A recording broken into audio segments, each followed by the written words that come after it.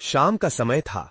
हरिपुर के राजा मदन सिंह जंगल से शिकार खेलकर अपने राज्य को वापस लौट रहे थे कि तभी रास्ते में उन्होंने देखा एक बालक जलती हुई चिता के पास खड़ा था। बालक को देखकर वे अपने घोड़े से उतरे और उसके नजदीक जाने लगे। जब राजा उस बालक के पास पहुंचे तो बालक कह रहा था, माँ, मैं तुम्हारी सौगंध खाकर कहता हूँ, मैं एक दिन बहुत बड़ा आदमी बनकर तुम्हारे सपनों को पूरा करूंगा। राजा उसके बिल्कुल नजदीक पहुंच गए और पूछा, बेटा तुम कौन हो? बालक ने कुछ घबराकर कहा, मैं हरिनगर का रहने वाला हूँ। राजा ने पूछा, क्या मैं जान सकता हूँ कि इस बियाबान जंगल में तुम अकेले ही अपनी माँ की चिता के पास क्यों खड़े हो? तुम्हारे अन्य संबंधी और रिश्तेदार कहाँ हैं? बालक बोला, महाराज, मैं और मेरी माँ तो इस वन में अकेले ही रहते थे। मरने से पहले मेरी माँ ने मुझे बताया था कि मेरे दादा बिसलगढ़ के अमीर सेठ किशोरी लाल थे। मेरी माँ और पिताजी ने प्रेम विवाह किया था। चूंकि मेरी माँ बहुत गरीब घर से थीं, इसलिए दादाजी को वे बिल्कुल भी पसंद नहीं आईं। विवाह के कुछ दिनों बाद ही एक दिन बगीचे में घूमते हुए मेरे पिता को सांप ने डस लिया, जिससे उनकी मृत्यु हो गई। इस पर मेरे दादा दादी ने मां पर ही सारा दोष मढ़ दिया कि वो मनहूस है, जिसके आते ही उनके पुत्र की मृत्यु हो गई। ये कहकर उन्होंने मां को घर से निकाल दिया। उस समय मेरी मां गर्भवती थीं। तब वे जंगल में आकर झोपड़ी बनाकर रहने लगीं। यहीं पर मेरा जन्म भी हुआ। मरते समय उन्होंने मुझसे कहा था कि जैसे भी हो तू गरीबी के जीवन से बाहर निकलकर धनवान और योग्य बनना। महाराज, ये शब्द कहते ही मेरी मां ने प्राण त्याग दिए। उनके जीवित रहते मैं बड़ा आदमी बनने का वादा ना कर सका, इसलिए उनकी चिता के समीप खड़ा होकर इस समय बड़ा आदमी बनने की मां की आत्मा से प्रतिज्ञा कर रहा था। राजा बोले, बेटा, बहुत दुख भरी कहानी है तुम्हारी। इस वन में रहकर तुम बड़े आदमी कैसे बन सकोगे? अच्छा ये बताओ, क्या तुम हमारे साथ हमारे राज्य में चलना चाहोगे? हम तुम्हें पढ़ा लिखा कर बड़ा आदमी बनने में मदद कर सकते हैं, इसका मैं तुमसे वादा करता हूँ। बालक बोला, तब तो मैं बड़ी खुशी से आपके साथ चलने को तैयार हूँ महाराज। और फिर वो राजा के साथ उनके राजमहल की ओर चल दिया। राजमहल पहुंचने पर रानी ने पूछा, महाराज, ये कौन है? राजा बोले, महारानी, इसका नाम भीमा है। आज से ये हमारे महल में रहकर शिक्षा ग्रहण करेगा। रानी मुस्कुराते हुए बोली, महाराज भी न जाने कैसे कैसे नमूने उठाकर महल में ले आते हैं। इन्हें कौन समझाए कि ये महल है, कोई अनाथालय नहीं। राजा बोले, महारानी, आज से भीमा तुम्हारी छत्रछाया में रहेगा। वो राजकुमार और राजकुमारी की तरह ही पढ़ेगा। अब तुम्हें इसका ध्यान भी रखना होगा। रानी बोली, ठीक है महाराज। उस रात भीमा सोचने लगा कि उसकी कितनी अच्छी किस्मत है जो वो राजमहल में पहुंच गया। दूसरी ओर महारानी सोच रही थी, भीमा को महल से निकालने के लिए मुझे कल कुछ करना ही होगा। अगले दिन जब राजकुमार और राजकुमारी के साथ भीमा को भी भोजन परोसा गया तो राजकुमार और राजकुमारी को सोने की थाल में भोजन दिया गया, परंतु भीमा को पत्तल पर। ये देखकर वो नाराज हो गया और बोला, मैं इस पत्तल पर भोजन नहीं करूंगा। रानी ने कहा, क्यों? क्या पत्तल पर तुम भोजन नहीं कर सकते? भीमा बोला, कर सकता हूं, पर इस भेदभाव के साथ नहीं। राजकुमार और राजकुमारी को सोने की थाल में परोसा गया है और मुझे पत्तल पर क्यों? ऐसी स्थिति में मैं तभी भोजन करूंगा जब मुझे भी सोने की थाल में भोजन परोसा जाएगा। रानी बोली, वाह, गरीब का लड़का और अभिमान राजाओं दासा। अगर राजाओं जैसा खाना चाहिए तो जाओ, नहीं तो पत्तल पर ही खाओ। ये सुनकर भीमा ने कहा, ठीक है रानी माँ, इस महल में मैं अब तभी भोजन करूंगा जब आदर सहित सोने की थाल में परोसा जाएगा। ये कहकर वह अपमानित सा होकर वहां से चला गया। किसी ने उसे रोका नहीं। वो बोझिल कदमों से महल के बाहर निकला और वापस उसी जंगल की ओर चला गया जहां से उसे लाया गया था। इधर जब महाराज महल में आए और उन्हें सारी घटना का पता चला तो उन्होंने रानी से कहा, महारानी, उसे भी सोने की थाल में भोजन क्यों नहीं परोसा गया? रानी बोली, महाराज, मैं उसकी परीक्षा लेना चाहती थी कि वह कितना योग्य है। राजा ने पूछा, तो तुमने क्या जाना महारानी? रानी बोली, वह अत्यंत मगरूर और घमंडी बालक है। इसके सिवा उसके अंदर कोई विशेषता नहीं है। वह अपने जीवन में कुछ भी नहीं बन पाएगा। राजा बोले, महारानी, बेशक तुमने उसे पत्तल में भोजन परोसकर उसकी परीक्षा लेना चाहिए, परंतु तुमने ये ठीक नहीं किया। वह अभी बालक है, उसे अपमान महसूस हुआ होगा। मुझे तुरंत वहां जाकर उस बेसहारा बालक को वापस महल में लेकर आना चाहिए। यह सोचकर राजा मदन सिंह अपने घोड़े पर सवार होकर जंगल की ओर निकल पड़े। उधर जब भीमा वापस जंगल में आ रहा था तो रास्ते में उसे एक ऋषि मिले जिनका नाम सुमित्रा था। उन्होंने भीमा को देखकर पूछा, बेटा, इस बियाबान जंगल में तुम अकेले क्या कर रहे हो? कौन हो तुम? क्या घर से भागकर आए हो? भीमा बोला, नहीं ऋषिवर, ऐसी बात नहीं है। फिर भीमा ने सुमित्र ऋषि को अपनी पूरी राम कहानी सुनाई। सब सुनने के बाद ऋषि बोले, तो तुम बड़ा आदमी बनना चाहते हो? भीमा बोला, हाँ ऋषिवर, पर समझ नहीं पा रहा हूं कि मैं बड़ा आदमी कैसे बनूंगा। ऋषि मुस्कुराए और बोले, बेटा, यहां रहकर तुम बड़े आदमी नहीं बन सकते। बड़ा आदमी बनने के लिए बुद्धि की आवश्यकता होती है, और बुद्धि विद्या ग्रहण करने से आती है। भीमा ने कहा, मगर महाराज, मैं विद्या कैसे ग्रहण करूंगा? मुझे कौन पढ़ाएगा? मेरे पास तो शिक्षा के लिए धन भी नहीं है। ऋषि ने कहा, बेटा, यदि तू सच्चे मन से शिक्षा ग्रहण करना चाहता है तो मेरे साथ चल। मेरे आश्रम में रहकर तू पढ़ सकता है। भीमा ने झुककर कहा, परंतु मैं आपको शिक्षा का मूल्य नहीं दे सकूंगा ऋषिवर। ऋषि मुस्कुराए, बेटा, शिक्षा का कोई मूल्य नहीं होता, वो तो अमूल्य होती है। फिर भीमा ऋषि सुमित्रा के साथ उनके आश्रम में पहुंच गया। वहां रहकर उसने शिक्षा ग्रहण करना शुरू कर दिया। साथ ही वो आश्रम के कार्यों में भी ऋषि की सहायता करता था। दिन, महीने और वर्ष बीत गए। भीमा अब एक युवा बन चुका था। एक दिन ऋषि ने कहा, भीमा, आज तुम्हारी शिक्षा पूर्ण होती है।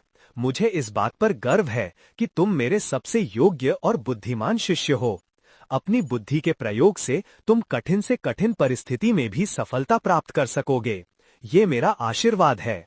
जाओ, अपने इस बुद्धि बल के सहारे जीवन के कुरुक्षेत्र में सफल योद्धा बनो। ऋषि का आशीर्वाद लेकर भीमा आश्रम से निकल पड़ा। उसने निश्चय किया कि वो हरिनगर जाएगा, वही राज्य जिसके राजा ने कभी बचपन में उसे शरण दी थी, पर उसकी रानी ने अपमानित करके निकाल दिया था। जब भीमा हरिनगर पहुंचा तो उसे पता चला कि वहां के प्रधानमंत्री की आकस्मिक मृत्यु हो चुकी है और प्रधानमंत्री का पद रिक्त है। आज राज्यसभा में नए प्रधानमंत्री के चयन का आयोजन था। भीमा भी दरबार में पहुंच गया। वो शांत भाव से सब देख रहा था। राजा मदन सिंह अपने सिंहासन पर बैठे थे। सेनापति ने कहा, महाराज, प्रधानमंत्री की मृत्यु से यह पद खाली पड़ा है, इसे अधिक समय तक रिक्त नहीं रखना चाहिए।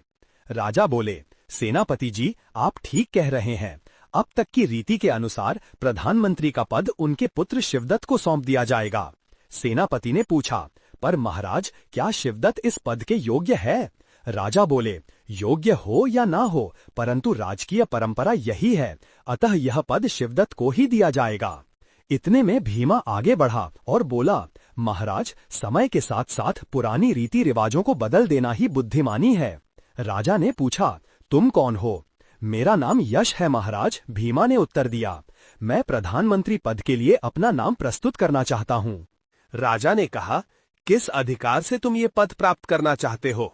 भीमा ने कहा, महाराज, आप जैसे चाहें वैसे मेरी परीक्षा ले सकते हैं। यदि मैं आपकी कसौटी पर खरा उतरा तो पद दीजिए, अन्यथा जो दंड उचित समझे दीजिए।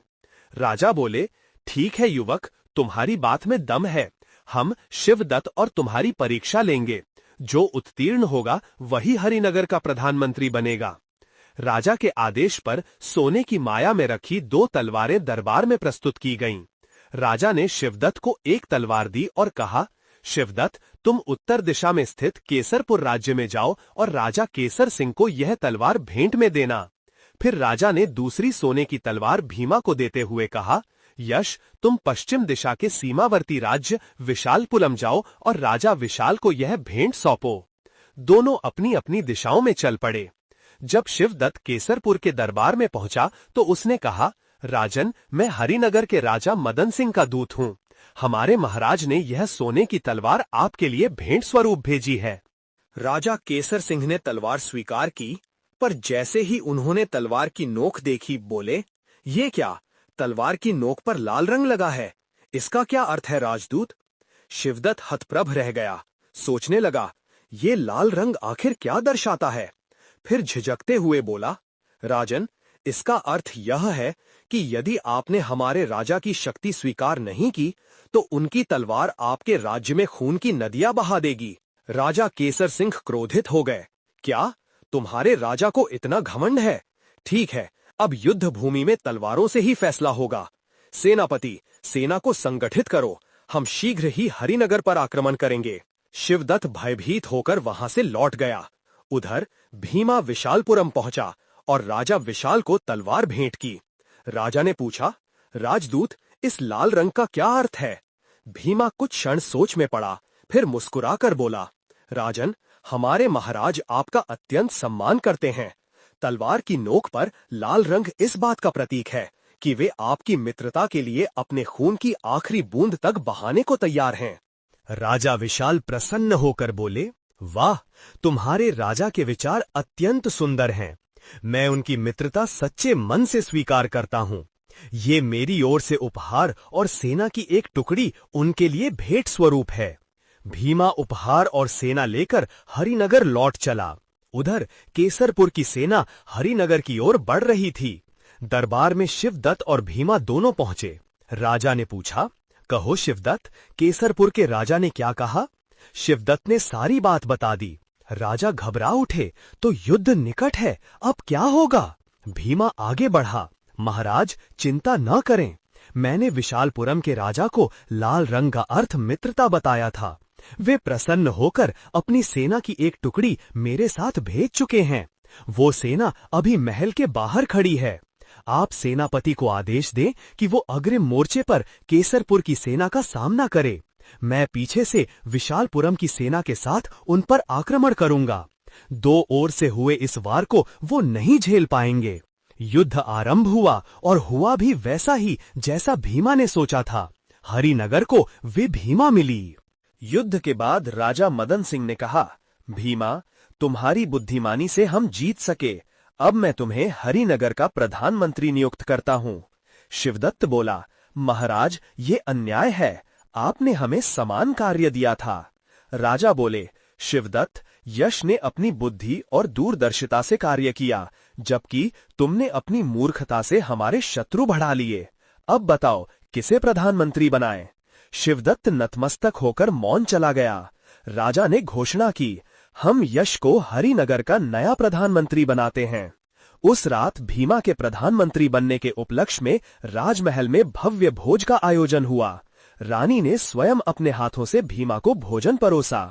भीमा मुस्कुराकर बोला, क्षमा करें महारानी, मैं ये भोजन चांदी की थाली में नहीं, सोने की थाली में करना चाहूंगा। राजा ने कहा, ठीक है, उसका भी प्रबंध किया जाए।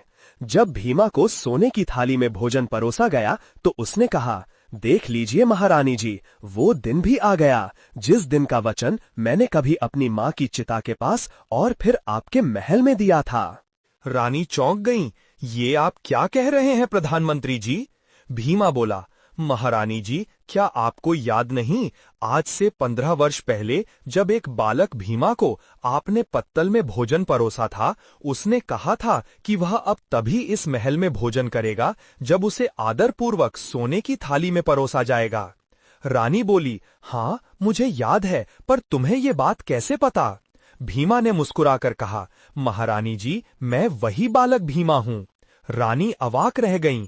राजा मदन सिंह बोले, देखो महारानी, जिसे तुमने घमंडी समझा था वह आज इस राज्य का प्रधानमंत्री है। भीमा ने विनम्रता से कहा, ऐसा मत कहिए महाराज, यदि महारानी जी ने उस समय मुझे तिरस्कृत ना किया होता तो मेरे भीतर ऊंचा उठने की तीव्र लालसा कभी ना जागती। मैं तो महारानी जी का आभारी हूँ। राजा बोले, यह तुम्हारी विनम्रता है प्रधानमंत्री। और इस प्रकार भीमा ने अपनी कुशलता, विनम्रता और बुद्धिमता से प्रधानमंत्री का पद संभाला और इतिहास में एक प्रेरक उदाहरण बन गया। तो दोस्तों, यह थी आज की कहानी। कहानी यहीं खत्म होती है।